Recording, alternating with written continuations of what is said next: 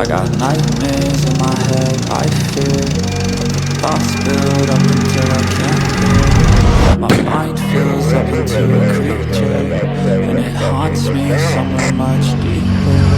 I got nightmares in my head, I fear. Hello and welcome to True Crime Rocket Science, the most authentic voice in true crime.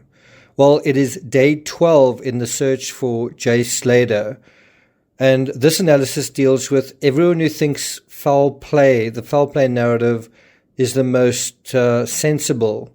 Are they right? Jay's parents, Debbie Duncan and Warren Slater, both believe their son was a victim of foul play. Jay's friend Lucy, who was the last person to hear from him, seems to believe her friend was a victim of foul play.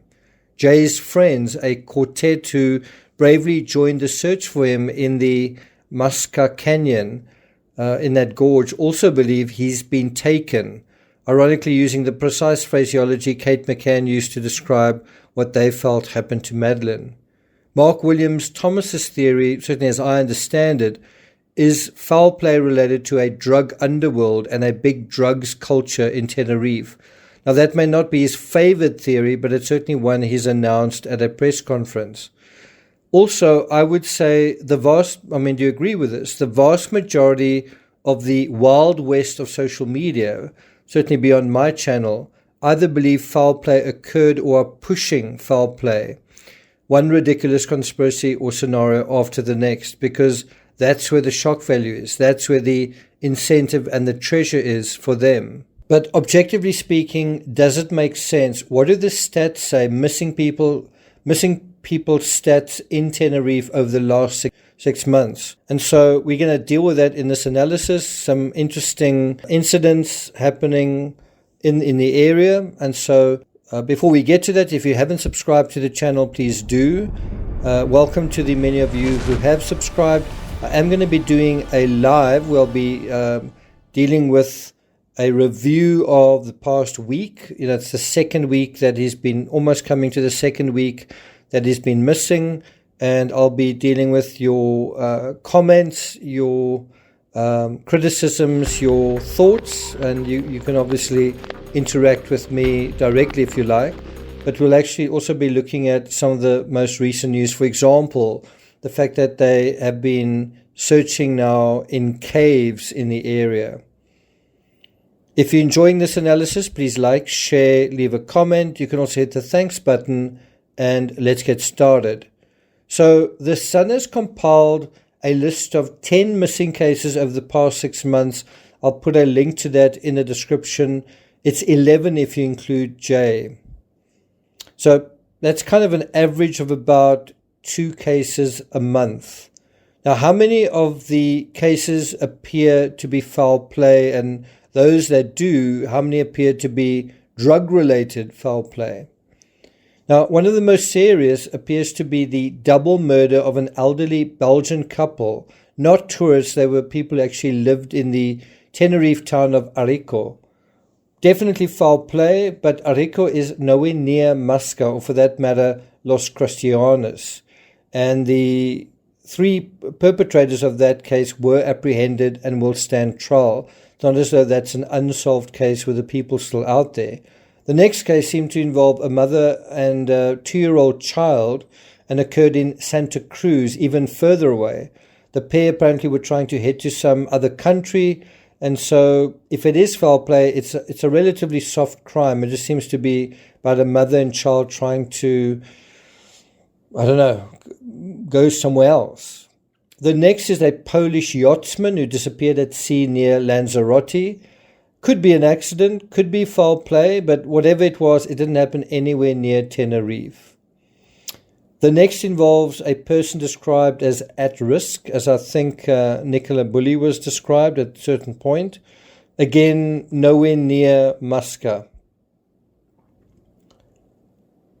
One of the best candidates for a pattern of crooks is perhaps Noela Hernandez Martin, a 17-year-old, so same sort of age, but she disappeared in late January, again in northern Tenerife, but the northeast, not the northwest where Jay disappeared.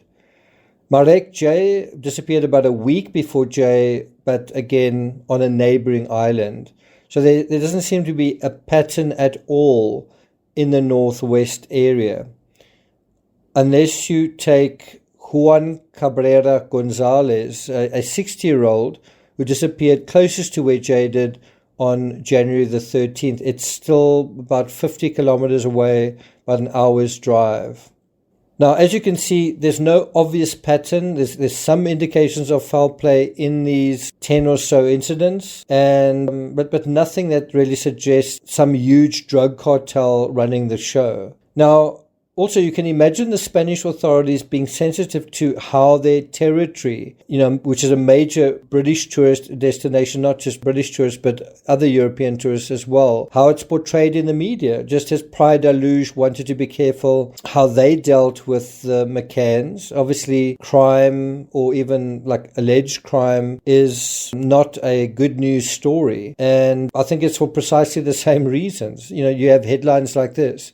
Tenerife is worst place to go missing as it's plagued by search failures. Expert warned before J. Slater case. Look at that. Tenerife is the worst place and then to go missing. So, it's that kind of hysterical and histrionic reporting that could send potential British tourists packing and fleeing to the hills they imagine are safer. Now, based on a recent poll, close to 40% of my subscribers seem to think J is a victim of misadventure. That's also what I think, and I suspect what the police believe as well. 30% of those I polled, which is almost a third, believe that he's a victim of foul play. Now, the police also shared a rare update at the end of day 11, that was yesterday, saying, and I quote, that they fear it's unlikely Jay will be found alive in the immense mountain wilderness. Now, you can see they're trying to emphasize the same thing I've been trying to emphasize, which is the extreme vertiginous terrain. I mean, look at this. I do think another possibility we need to consider is what I call lost in translation.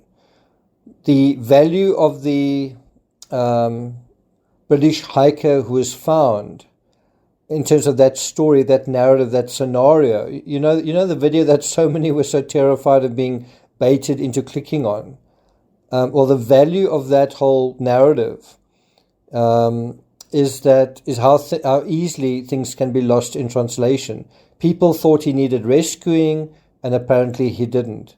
He thought the cops were just showing off, but I think there was some misunderstanding going on there. Now, could Jay have misunderstood something?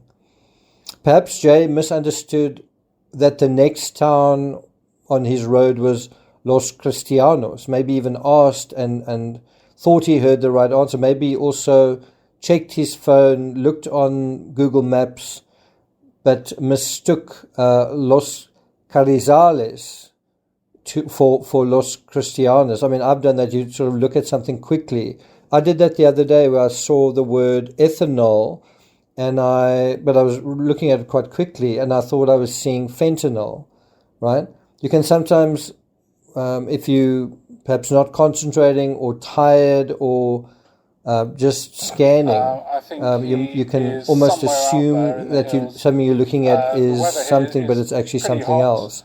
Los Carrizales has got a similar amount of letters. It's got, the first 4 letters are the same, and the last letter is also the same. It also starts, as I say, and ends with similar letters. It would be an easy error to make early in the morning without much sleep. I don't think there's any doubt that Jay made some kind of thinking error, even if he just turned to go the wrong way. But he certainly did make some error. The question is how? How did he make the error? Now, compared to the foul play theory, as quite a few people have noted, my analysis has been fairly dull, talking about the weather, the remoteness, the terrain, the kind of situation underfoot. Like what is the situation of, for example, soil stability?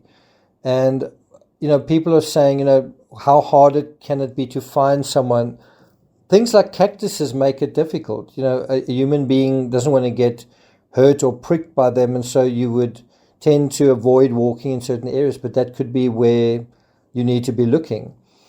Caves actually make sense.